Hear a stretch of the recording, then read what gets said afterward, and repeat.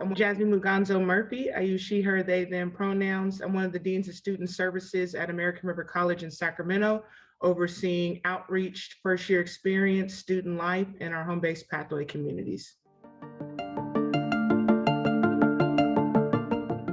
At American River College, our student success teams are wrapped around our 6 home-based pathway communities. Each of our communities house a group of like majors and provide students with the opportunity to connect with counselors, coaches, peer mentors, faculty liaisons, and work kind of cohesively on our student success goals.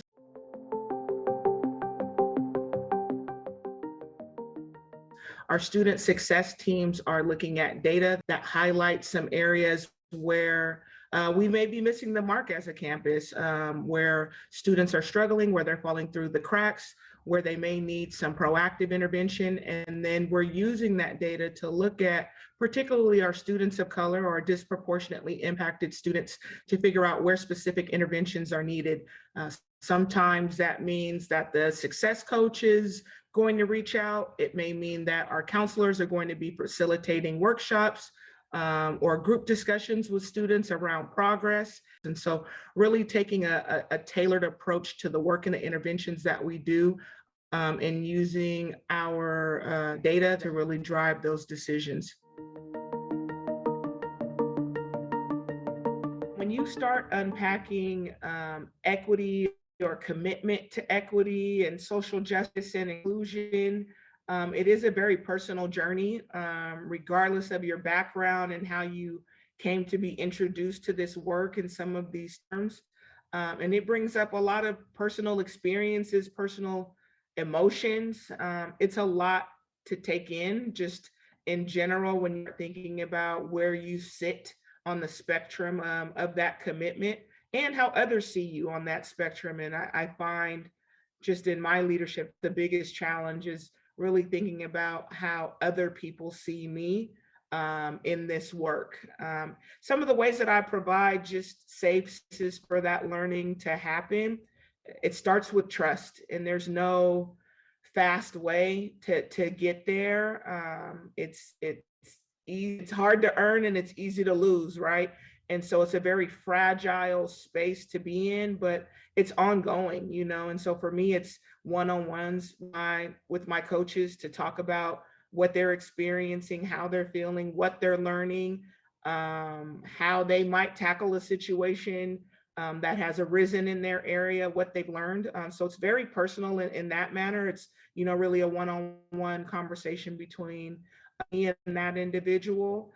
It's creating safe spaces in our team meetings to talk about equity, to talk about civil unrest, whatever it is, current events, to just talk in a space and to be able to share ideas and share learning opportunities with each other are other ways that we do that. And ultimately, I do a lot of listening, a lot of active listening. I don't have all the answers. I don't pretend to have all of the answers. And so sometimes it's just sitting with a comment or a thought or something like that someone has, and just being a space for them to kind of unpack what their experience was, how they're feeling, and ways that we might be able to take that energy and rechannel it into the work at hand. I am aggressive, I guess is the best way to describe it, when it comes to making sure that my team has the tools that they need to be able to do this job well, or that I'm providing opportunities for them to sharpen those tools so that we can continue to grow and learn. And so a lot of that work includes not only finding and selecting the appropriate professional development opportunities, that include like the Speak Out Summer Institute. We've invited our equity experts from across the college to come in and present and train us on various aspects that we need to be sensitive to, or that are just evolving. If I think about like our undocumented students, specifically, the legislation constantly evolving. And so just trying to keep pace with that and making sure that we create safe spaces for our students, that we are intentional equity practitioners. And you hear me use the word intentional a lot, but it is what drives my leadership. It's what drives our work, is being narrowly focused and specific about who it is that we're trying to serve and what the goals are that we're trying to accomplish. When we think about equity work, one of the challenges in that work is that we want to do the same thing for all people. Like, we just want to be fair, we want to be equitable.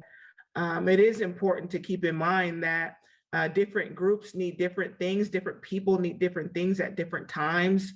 And so being able to provide varied approaches for varied populations of students is something that's really important in this equity work, and being confident in that, being grounded in and knowing that that's okay. And that that's a part of doing this work, is making sure that, again, the students that need us most get the most from us, even before they know that they need it.